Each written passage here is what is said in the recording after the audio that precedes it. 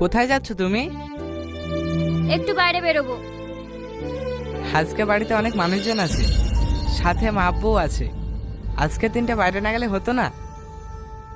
না হতো না, আমার ফ্রেন্ডসরা আমার জন্য অপেক্ষা করছে। দাঁড়াও মাহি, আবার কি হলো?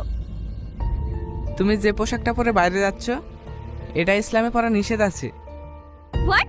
এখন আমি কি পরবো সেটা তুমি ডিসাইড করবে? আমি না, আল্লাহ রসুল নিজে বলেছেন কোনো মেয়ে ছেলেদের মতো পোশাক পরতে পারবে না। ধুর, একটা ছেলেই জানে অন্য ছেলেরা মেয়েদের দিকে কি নজরে তাকায়। এই পোশাক পরে বাইরে যেও না।